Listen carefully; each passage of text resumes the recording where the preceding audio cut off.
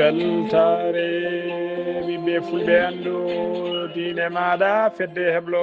sukaɓe africa weltare tv takkusana yoni to roso to takkusana yoni to roso to richard tola to juma to fanayi to pete to asde balla to añimeje to dunga wuuro ceerno dunga bosoyaɓe to dunga wuuro alpha ko on takkusan juula ha to galle ceerno aboubaydi sar ɓurɗo lollide ceerno keccela sar to ndulumaji ko taari ɗum kala ene jeeya e gardini kabaruji men to leydi Mauritanie Mohamed Cheikh El Ghazouani hoorejo leydi ndi o ƴetti laana makko ndi o ka alarba hande o walla alkamisa hande o yaɓini toona to Bruxelles tawtoro yeede ko fati oɗon forum mbaɗo toona to leydi Sénégal division d' investigation criminelle ɓe garani Alioune Sall e gonnoɗo ex maire mo Guédiawaye tawi kadi ko frère Macky Sall gonnoɗo hoorejo leydi ndi ɓe garandi ɗum alkamisa hande o ɓe jaadi mum to leydi Mali gouvernement mo leydi Mali nana dari langno dole mum ponno haɓade kay ko fate coggugol ɓeydugol cogguji carburant saabu crise gonaɗo e oɗo saaha joni kedde Afrique ma en ketto musidɗo men Alassane Oumar Mbodj habaruji men jolam jaɓeri kalaten ko hakkude Israël e Gaza e oɗo saaha joni ɗaminama jaam fuɗɗo artude hakkude mabɓe bisimilla moni ketki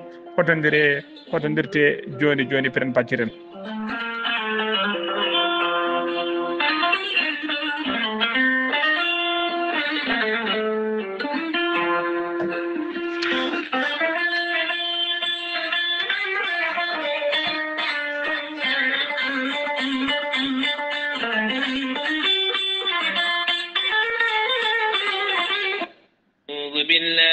الشيطان الرجيم الذين إذا أصابتهم مصيبة قالوا إنا لله وإنا إليه راجعون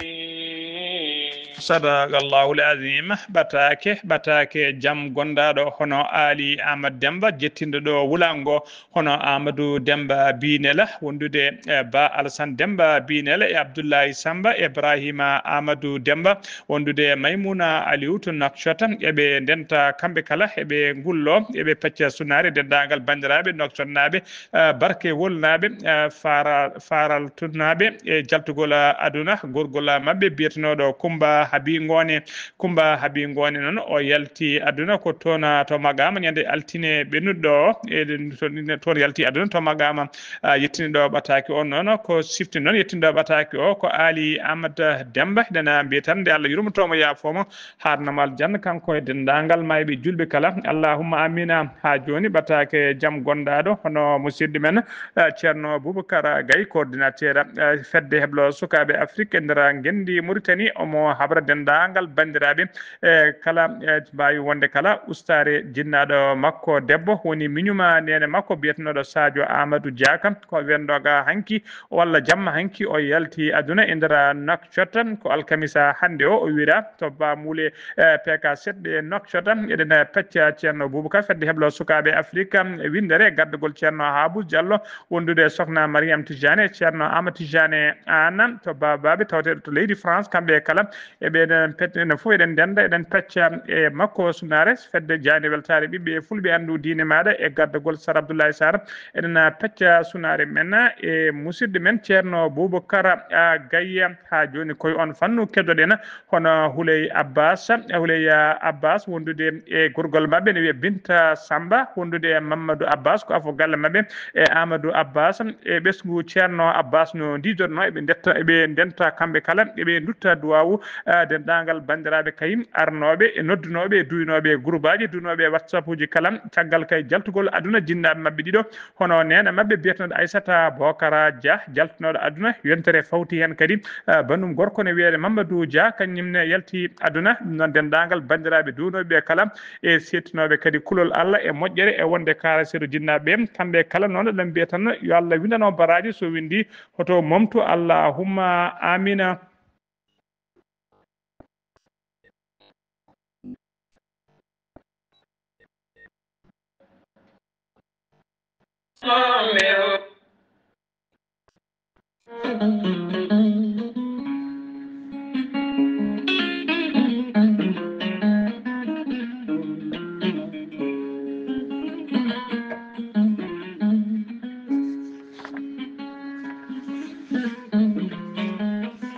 aadi bil aadi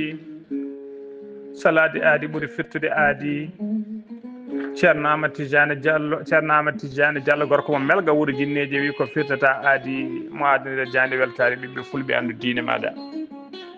gorko mo melga wuuro jinneje ko wittiyanke ledde ko safriyanke safruji fina tawa jaadiɗo ɓalla walla donowal kala ceerno Amadou Tidiane Diallo Allah lubrimo gandal dendagal rafi mbawɗa wondude so tawi oɗon maldana ko balɗe tati kadda toon ceerno Amadou Tidiane Diallo yawren worɓe wonduɓe kista rewɓe wonduɓe kista fibrom dogam site rewɓe ɗon koɓe sowade dartoraɓe kala ceerno Amadou Tidiane Diallo ne yawren ɓen worɓe ustoraɓe goragu yawɓe yitade koye men fiɗaɓe jippiɓe e leece wonduɓe prostate kala ceerno Amadou Tidiane Diallo ne yawren wonduɓe koyɗe musoje kecceji musoje ɓalli ɓuutoji ɓalli jakkuji e ɓalli musoji kala ceerno Amadou Tidiane Diallo hay sinno prostate ma koko ɓurno ala ko heddi so wonani opéré so tawi on jokkodiri balɗe tati joni docteur en ma nawduma an kam holo safara mo ƴettuɗa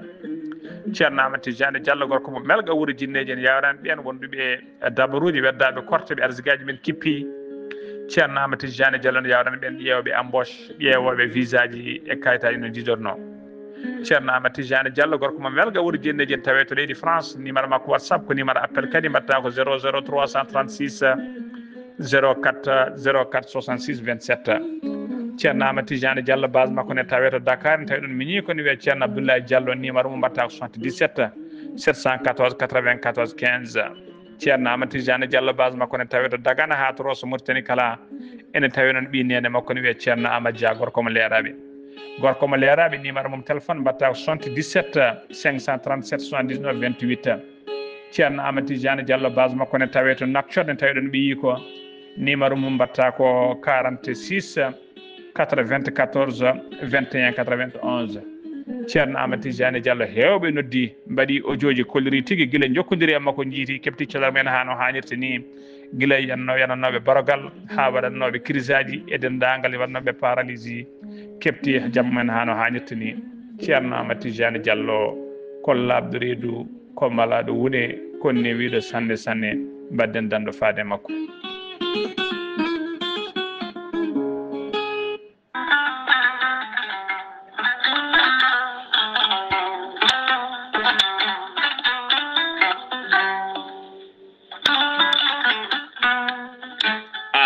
janditowo ɓandu musoru ɓandu caɗoru ɓandu wuloru koyɗe musoje koppi musoji keceji musoje AVC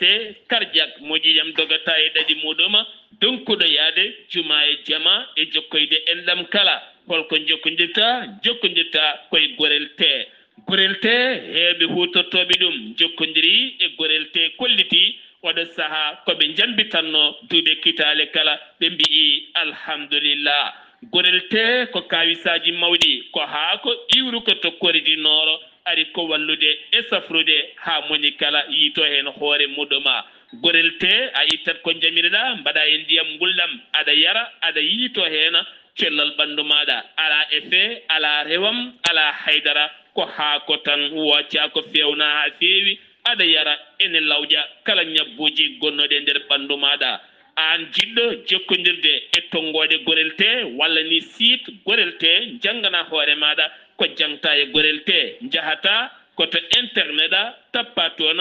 www.gorelte.com joni jiya toon ko safrata e ñabbuji cuɗotoɗe ɓalli kala so tawi noon ko tongoɗe gorel te jiɗɗa heɓde gonɗa koye nder leydi Mauritanie jokkodirta koye Adama Niang ɓuuri andireede Boy Nasa on noon mbatta ko 47 85 20 96 walla so tawi koto sehil baabi gonɗa e ko taari ɗum kala jokkodirta koye Elimane Ndiaye 46 57 85 92 so tawi gonɗa koto kay hayɗi e ko taari ɗum kala jokkodirta koye Acca Keɓe 46 46 48 86 walla so tawi koto Nouadhibou gonɗa jokkodirta koye Seyni Niassa mbatta ko 46 53 52 43 so tawi gonɗa koto États-Unis d'Amérique jokkodirta koye Abousso Kawral Fouta Business +1 34 77 01 56 77 so tawi gonɗa koto leydi France jokkodirta koye Haruna Ngayda 06 50 99 64 43 musidɓe tedduɓe ɓurelte e jeese men dañen jama Ettode kaburuji mon e demgal Pulaar Afrique, Asie, Europe, Amérique, Moyen-Orient, Océanie.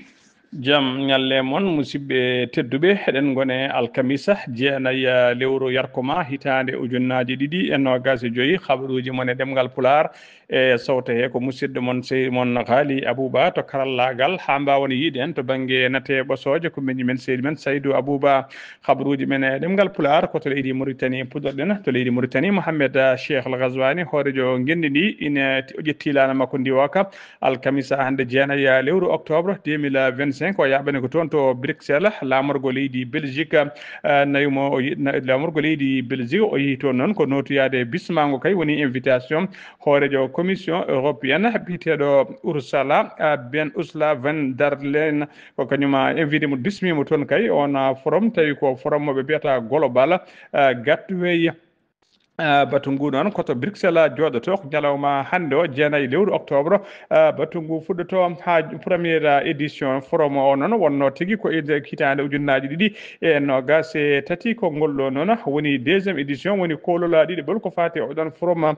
jooɗoto forum o noon ko ardiɓe leyɗele woni chef d' état wondude chef uji de gouvernement e ardiɓe tigui institution ngaji financiére woni banque uji e ardiɓe ko fati secteur privé kala ma mbaw fottidde toon kanko Mohamed Cheikh Al Ghazouani o yahani goto mo yaade seti timmude no feewi e nder ɓen ɓe o yaadi tawi hen nani Wula Choroga kañum woni ministre chargé du cabinet du président de la république wondude Abdallahi Souleymane Cheikh Sidia on ko jaagogal kalfinagal ko fati e gueɗe économique et du développement wondude Ahmed Salem Bedda ko ministre des transformations numériques et de la modernisation de l'administration wondude biteɗo Mohamed Wula Khaled ko jaagogal kalfinagal ko fati énergie et pétrole wondude biteɗo Mohamed Mahmoud Wula Brahima Khila on ko ambassadeur joɗaniɗo leydi Mauritanie toon to Bruxelles wondude Koumba Ba ko envoyé spécial auprès des francophonie wondude Mohamed Mahmoud Wula Emad ko conseiller à la présidence de la République wondude Sidi Wula Moulay Zeyni wondude Mohamed Brahima Ahmed ɗiɗo kala ko conseiller à la présidence de la République wondude El Hassan Wula Ahmed on ko directeur général du protocole d'état ko ɓeɗo woni ɓe hoore leydi ndi yaadi toon to Bruxelles ha joni ko leydi Mauritanie keɗoɗen wuro Wade Naga ene tawe tigui 45 kilométre hakkude mum e Nouakchott wuro ngo noon e tawe kay ɗom ka mawka no fewi ɗum ko sattuga e caɗele mawde ko fati e ndiyam caɗele ndiyam no fewi e te kay e ɗum ɓe koliri e ɗum ɓeydo no fewi ɗum saabi noon yimɓe ardiɓe sagataɓe wuro ngo noon mbaɗi erago faade e laamu ngu ha tengti e hoorejo leydi ndi Mohamed Cheikh Al Ghazouani de toppito kay ñawniriɓe ɗeɗo caɗele ko fate caɗele ɗom kam ɗeɗo saahaji kala seppoji mawɗi ne jubbine toon ko fate haɓede ɗom ka kay kono noon haydara ala ko gasi hen e oɗo saaha joni noon ɓe kucciti koye hoorejo leydi ndi ɓe erima ɗum nde faboto wuro Wade Naga ngo ko ɓuuri yawde e yaccade ko wona ɗum ko kadi ɓe kolliri e oɗo saaha joni teska toon kewgol kuppiraji courant e taw ko jokkodirɗi e toon to Wade Naga ha joni ko leydi Mauritanie kedoɗen jagorgal leydi ndi kalfinaɗo ko fate gaynaka holliri oɗo rafi biteɗo fièvre de la vallée des Rifts ina tigui ƴelliti no feewi oɗo saha e nder leydi Mauritanie kala o holliri noon e oɗo saha leydi ndi yiiti fodde nogas jeegoma foyer woni nogas jeegoma nokku e nder leydi he tawi kadi en tawi nder département ji nogas e nder région ngaji sappo to oɗo rafi fuɗɗi sarade e oɗo saha joni e nder leydi he o holliri 195 échantillon ƴettanoma mbaɗoyama kay ko wiyete analyse uji e nder ɗin 195 hen temedere sappo e goho tawama e jaati ene mari mboroso sappo e goho foyer kesi kadi o holliri fuɗɗima tigui nanede walla holto sikka fodde sappo e goho foyer woni koye vérifiede so tawi ɗum ne tengti walla ala ko ministre o noon o yerima dendagal ɓesgu leydi ndi kala nde ɓeydoto rentade ha tengti noon e joom jawdi en ndeɓe ɓeydoto tigui rentade ɓe goɗɗo kay ɓattade tawi ko dabeje ɗe cellani walla tigui walla dabeje mayde ɓen jiibaji ɓe taaro ɗum kono noon kadi ndeɓe pasnata kosameje ɗe kocce ɗe kadi nde pasnete ko adi koɓe kutoro ɗum tebbuji ɗi kadi sene juuɗe e sene ndefe kala nde tuppite ha ɓenda hano hannirta ni ha dendagal mborosaji ɗi kala maya rafi noona biteɗo vallée de fièvre de vallée de rift ko rafi musto no feewi barowo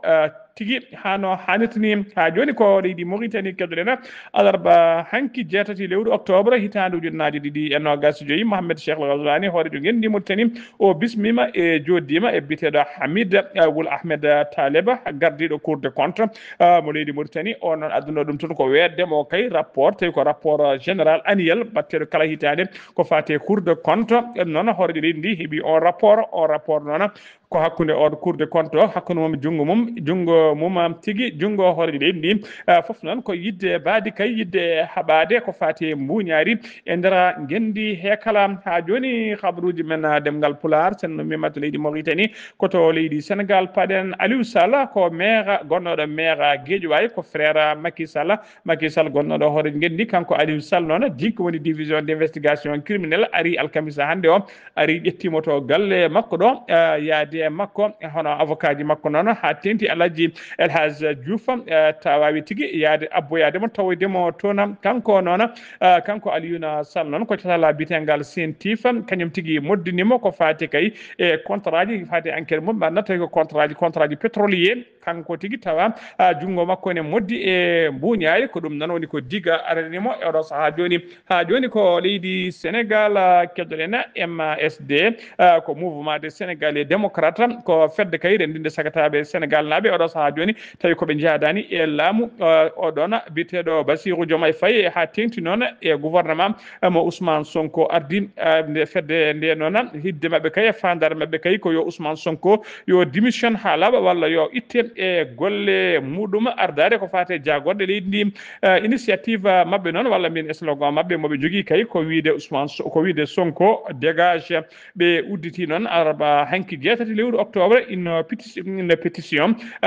noon ko namdata kay yidde mabɓe kay ko rendinde ujunere walla ko rendinde million sifande woni signature million de signature ɗina signature uji noon taw ko ɓen fof ko signinde enen jaadi kay yo Ousmane Sonko yo dégage yo démission e gardigo gouvernement leydi ndi ɓe kolliri noon Ousmane Sonko kay ardi tan ɓe kolliri Ousmane Sonko kay nana tigui ɓeydo yatirde leydi ndi ɓawo guila o ari kay leydi ndi nana ɓeydo yatirde ɓawo leydi ndi ɓeydo lofade e fannuji kala to guila to banggue dawrugol ha to banggue faggudu ha to banggue social e institution ngaji leydi ndi kala ene yatiri caggal ɓe kolliri noon Ousmane Sonko woni yidde mum e fandare mum kay oɗo saaha joni darde mum tan ko dendagal institution ngaji leydi ndi kala wadde ɓoggol kay o jokkodira ɗum e tigui e jokkodira ɗum tigui walla wadde ardinde ɗum landa makko ka woni Pastef ɓe kolliri noon e oɗo saaha joni fandare Ousmane Sonko kay ko nangude dendagal opposition ngaji kala opposition kala nangu ɗum e hulɓinde yoga e yimɓe kay hadde ɗumen haalde miijoji mumen ɓe erima noon dendagal Sénégal naaɓe wurɓe nder leydi Sénégal ha wurɓe caggal leydi kala woni diaspora Sénégal kañumen kala nde tinnoto notto e pétition o haaɓe mbawa rendinde million signature ɓe namdo tigui Ousmane Sonko nde dégagata eɓe ñaagui kadi eɓe jogui kadi ɓe kollirino ɓe jogui plateforme noon tawi kadi kala jiɗɗo signinde ɗe wawi jokkodire on systéme tawi ko informatique on site noon site mabɓe wiyete ko https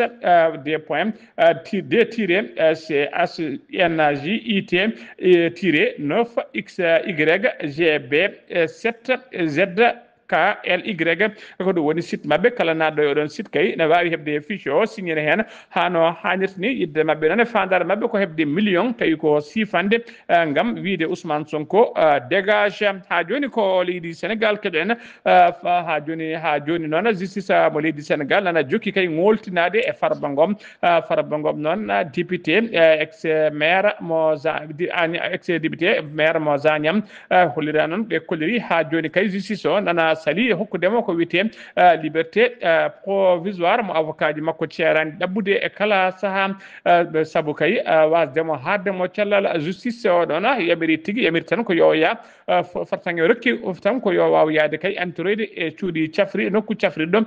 kono ɓe ɗaccitanimo avocat ji makko noon kanko Farba Ngom ina jokki kay haare mumen tawi ko haare judiciaire ha tenti noon e maître Babacar Cissé goto e avocat ji Farba Ngom o holliri tigui wonde koɓe waɗoɓe cassation to o holliri wonde chambre d' accusation waɗi tigui erreur mawɗo no fewi so salade ɗaccidde Farba Ngom tawi koye mbaadi liberté provisoire saabu o holliri arrêté ji ɗiɗi jaltino tawaɗi jaltino ko guila ñande goho lewru août 2025 arrêté ji ɗi noon komo tonggode 55 emo tonggode 56 kollirɗe kay wonde ala koɓe paadi so wona kay ko wiyete contre expertise mo médical mo docteur eɓe moɓe jamiri yo docteur eɓe mbaɗe Farba Ngom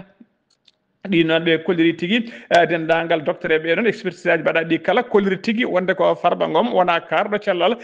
ɓandu makko hokkanimo hattane heddade nder kaso o foti ko yaltude e kaso o holliri noon ha joni noon justice o nana ngoltine makko avocat Farba Ngom noon yidde avocat ji Farba Ngom noon jiiɗi kay ko wadde saisir la cour suprême tawi kadi ko ultime recours moɓe jogui kay mawɗo do fewi beele kay eɓe pirta décision chambre d' accusation caliɗo kay Farba Ngom heɓa ko wiyete liberté mum provisoire ha joni ko leydi Sénégal keddoɗen jagorgal leydi Sénégal kalfinaɗo ko fati cellal AD o waɗi point makko de presse ko fati kay cellal e rafi oɗo biteɗo vallée du fleuve du Rift tawateɗo oɗo saaha joni e rafi biteɗo Mpox tawateɗi e nder leydi Sénégal o holliri noon wonde kay so tawi ko rafi biteɗo vallée fièvre de la vallée du Rift ene eɓe jogui kay eɓe jaara ñalawma hande o 119 cas confirmé e fuɗɗi noon tun o fuɗɗima rafi o fuɗɗima yoɓade pittali 16 neɗɗo woni 16 décès so tawi ko région de Saint-Louis noon kañum ɓuuri boomade hen saabu kay e nder 119 ko ɓuuri hewde hen kay ko toon e to région de Saint-Louis hen 10 e nder 110 cas confirmé noon ko toon koye nder nden falde tawte so tawi ko district mo Richard Toll ɓen keeɓi 62 cas so tawi ko Saint-Louis ko 36 cas tawi ko Dagana heeɓi ko kawuji jeegom pete heeɓi kawuji ɗiɗi Podor ko kawuji ɗiɗi e nder 119 kaaɓe noon hen 56 keeɓi cellal mumen hano hannirta ni hennene o holliri noon ka jooɗi kawuji kay goɗɗi puɗɗima kadi tinede e nder ɗiɗo région ngaji Louga tinama heeɓi 4 cas hen tato noon koto Linguére goto koto Kera mo Mara Sar e nder région de Matam ne ko an ka hebno tinano toon ko ka goto onne heeɓi cellal mum hano hannirde ɗum wonno koto Cilogno so tawi noon ko rafi biteɗo Mpox walla variole de singe leydi Sénégal ha joni yarata koye kawuji jeegom ɗin kawuji jeegom noon foof koye nder Dakar e nder Dakar ɗi jiita docteur eɓe ɓe noon ɓe kolliri kawuji tati ɗi kala kawuji jeegom ɗi kala jiitaɗi e rafi o Mpox o hay goto taw ala mo fuɗɗi yoɓade fittade mum docteur eɓe ɓe noon ene ero dendagal ɓesgu leydi Sénégal tawateɓe nder leydi he kala nde ɓeydoto rentade kay ɓattade kulle ɗe cellani walla kullen mayde walla tigui ñamde kosemeje tawi pasnaka walla ñamde tewuji ɗi ɓendani foof nde battata hakkillaji men ɓeydo rentade no fewi saabu rafi on reɓa no fewi kadi ko rafi joɓotoɗo pittali ha joni habaruji men ɗemgal Pulaar sennumima to leydi Sénégal koto leydi Mali paɗen to leydi Mali fama woni forces armées Mali en ko sembeji leydi Mali mbiyete noon ɓe kolliri eɓena jokki kay habtade e habtade kay e fiide terroriste en tawi ko piile musɗe no fewi ɓe kolliri nder ɗeɗo balɗe ɗiɗi deggodirɗe kay ɓe kolliri ɓe mbaɗi bombardement ji juɗɗi gulɗi jaw e nder yoga e région ngaji e nder communiqué mo état major général Sall ɓayini alkamisa hande jeenayi lewru octobre ɓe kolliri tigui wonde ɓe mbaɗi seɓɓitiɓe hewɓe no fewi ɓe bonnaniɓe kadi matériel uji kewɗi no fewi alarba hanki o jeetati lewru octobre to Sikasso e to wiyete Menaka ɓe mbaɗi toon ɓe mbaɗi toon kayi tawi koye ballal adde mabɓe diwoje bombardement ji musdi no fewi so tawi koto Menaka nde Menaka noon e nder fande Inara Bana ɓe bombardi toon noon ko groupe terroriste enen tawi kadi ko yinnoɓe wadde janguji mumen e civil enen so tawi koto région de Sikasso to noon to wuuro wiyetego Kolon Dieda e to wiyete Segua e to wiyete Here Monkano toon kadi ɓe bombardi toon seɓɓitiɓe hewɓe no fewi ɓe mbaɗi seɓɓitiɓe hewɓe ɓe mbawi kadi bonnude e matériel kewɗo so tawi koto wiyete Zanteguila toon ɓe diwti toon jangu tawi ko jangu terroriste en alarba alkamisa hande jeenayi lewru octobre tawi kadi ko sagata tawi ko subaka law hande ɓen yinnoɓe wadde toon jangu mumen e base militaire mo Zanteguila ɓe mbaɗi seɓɓitiɓe hewɓe no fewi e wiide e fama ha joni ko leydi Mali keddoɗen gouvernement mo leydi Mali nana daari langno dole mum ponno haɓade kay ɓen commerçant ji ɓe nunɗani taw ko yeyoɓe carburant yimɓe kay ngabbinde cogguji carburant saabu teskede kay carburant ne ñakkino fewi guila kay terroriste en mbaɗi blocus hadde carburant nadde leydi ɗi hay sinno naata kay ma tigui catma convoi ji mawɗi militaire mbaɗa ɗum saabi noon hewɓe kay e kala saaha ene jiiɗe ngabbinde ɗiɗon cogguji carburant ministre du commerce woni jagorgal kafnagal ko fati e juulago leydi Mali o holliri tigui wonde kay ɓe puɗɗima ñalawma alkamisa hande o ɓe ummima campagne mawɗo no fewi tawi kadi ko tadde commission ngaji e nder jokku leydi he kala haɓade kay ɓen commerçant ji yiiɗoɓe ngabbinde cogguji carburant coggu carburant ko haalano ko yamirno ko ɗum tan foti yeyede kala kay nanggaɗo ine yeeya ko ɓuuri ɗum koko fawate ko amre fawno ha forti koyɗe habaruji men ɗemgal Pulaar ha joni koto leydi Mali keddoɗen to leydi Mali catala bitegal OCS woni tigui catala halfinaɓe ko fate trafic drogue wondude e gueɗe ɗe jaadani e gueɗe fraude kay ɓe kolliri ɓe teɓima alarba alkamisa hande o ɓe mbawi teɓade kay médicament ji kewɗi no fewi tawi kodi moƴƴani ɗi mbaɗa ko barke woni ko wiyete faux médicament ɓe teɓi ɗum noon koye nder Bamako lamorgo Guendi e nder Bamako lamorgo Guendi Mali koɓe teɓi toon noon ɓe kolliri ko 350 carton faux médicament ɗum noon ene peesa ha tonnuji 5 tawi ko médicament ji ɗi moƴƴani ɗi mbaɗaki barke ko alarba hande o tawi koye gardogol capitaine Demba Tunkara ɓe kolliri ɗon ɓe jokki kay haɓade kala kay ko fati faux médicament ji ɗi moƴƴani walla marchandise uji ɗi ndewani lawol ha joni habaruji men demgal Pulaar kedde Afrique jabboɗen ko musidɗo men Alassane Oumar Mbodj gorko mo Sara Ndogo Alassane Oumar Mbodj a salminama. en calmitima Ghali Abouba en calmini dennagal hettiyankoɓe Ayago TV kabaruji men ɓuri tengtude e dongre Afrique ñalawma hande fuɗɗoɗo ko leydi hono Mali toon de ɓen Bamako goni koye wellamma e weytade saabu ɗum fodde temedde tati camion citerne naati toon to Bamako nde tawno waɗi ɗiɗo balɗe foof wonande kay carburant koko mankuno toon e nder capital mo laamo ko leydi hono Mali ɗum noon ɓe mbawi kono bayini ɗum e nder ayaw maɓɓe habirde o RTM ngam wiide kay ɓe dañi taw kadi ko carburant umuroji toon ɗum noon wona eɗen leyɗele ngari toon fabadere wonde kay e oɗo carburant toon wonno ene wonde ɓen ko wi gila ñande kay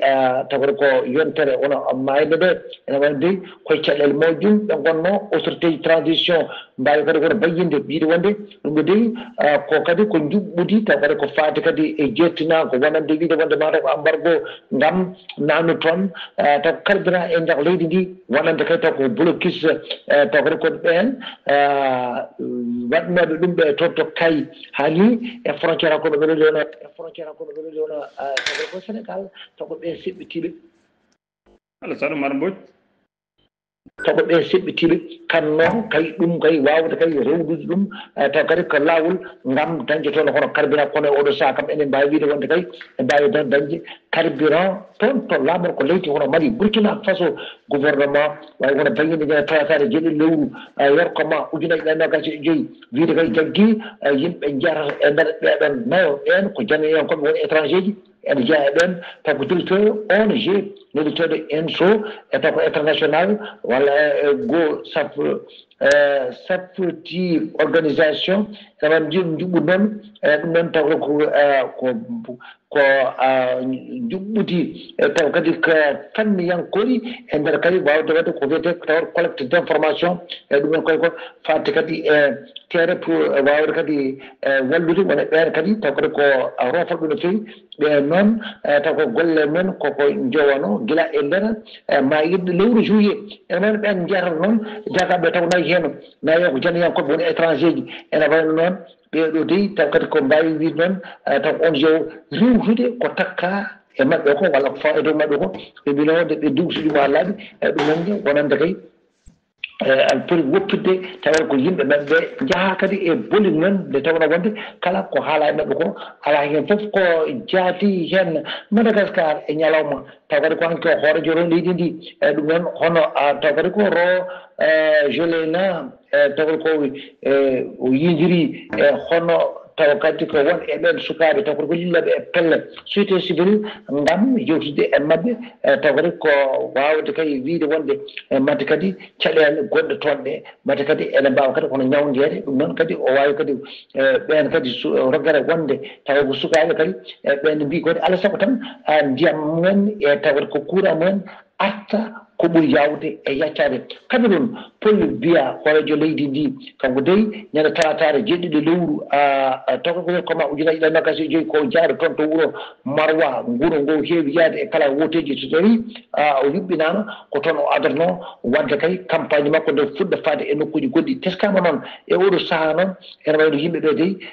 taw campagne o ko yadannoɓe makko ɓe koko puɗɗi kay sortirade gotel ngam wiide kay jaadani kadi e sengo ngo yaadi ngo ngam ƴamtude kay wiide kadi ene waɗa kadi taw kadi ko wicce mandat goɗɗo kay duuɓi 43 e ganguinorde ene wiya kadi en yaɓata kadi kono goɗɗum ɗum noon puɗɗima sortade e makko Kali Abouba ko ɗum de tonguɗen habaruji men e dongre Afrique e ñalamande o taw wonno koye dande musidɗo moon Alassane Oumar Mbodji gorko mo sa dogo ngam weltare Ayabu TV. Alassane Oumar Mbodji golle ma jooɗi peewi ko anuddi kabaruji men e nder dongre Afrique takkusan juulama ha to galle ceerno Amady Tijani Alpha Mamadou Sidey Bato Moderna ha to galle makko Sama Sam ko on takkusan juula ha to galle ceerno Abdourahmane Dia to PK 8 Nouakchott ha to galle ceerno Yaya Bato Richard Toll e ko taari ɗum kala kabaruji men joolam jaberi kaddi tan koto leydi Israël hakkude mum e Hamas Israël e Hamas noon pamodiri e plan tawi ko plan de paix mo Donald Trump hoorejo dowlaji dunde Amérique addani ɓe oɗon plan woni feere muɗum tawi ko feere Donald Trump plan o noon ene tawe hen kay ko ɓuri tewtude nder on plan kay ko Hamas ene ɗaccita dendagal ɓen ɓeɓe nangguno otage Israël naɓe nangguno otage guila ñande 7 octobre 2023 kañumen kala ne goppite ha laaɓa plan de paix o noon sifa ko toon to Égypte tawi ko Israël yimɓe Hamas mbawi tigui fottude toon ɓe ciifodiri nde ɗon sifande ko phase gadan noon woni rogere arwanide noon ko fati e oɗo plan de paix Israël noon ine tigui Israël noon kañumne holliri e nder toɓɓe he kadi kañumne yalta Gaza ha laaɓa e oɗo saaha joni ɓe dutto kay ha to keerol woni didol toɓe to poti hadde ha diwa oɗo saaha koye toɓɓe he jeeya défense civil noon mo Gaza ɓe kolliri tigui wonde subaka hande o kay Israël ha subaka hande o Israël ene jokki laaɗe mum diwoje ene jokki wadde bombardement ji mum e nder hettere witende Gaza ka Israël kadi holliri wonde kay ñalawma kikiɗe hande o sanga 18 heures ma gouvernement Israël ma tigui yettina oɗo plan kay ɓe jettin ɗum plan o to joɗon ñiɓirde mabɓe to haaɓe mbawa wadde ɗum kay ko wiyete abrogation ɗum noon ko kikiɗe hande sanga 18 heures musidɓe tedduɓe gasi ha laaɓi ceer ko ɗum ɗo wonno ko min doɓani noon kabaruji mon e ɗemgal Pulaar e sawte ko musidɗo mon seydi mon Haali Abouba so tawi ko romiɗo Afrique ko Alassane Oumar Mbodji nanagan kaɓirɗe ha mbawon yiiden to banggue nete ɓosoje ko miñi men seydi men Saydou Abouba ketkima laaki jaam yo jaam Allah jogomi jogo on.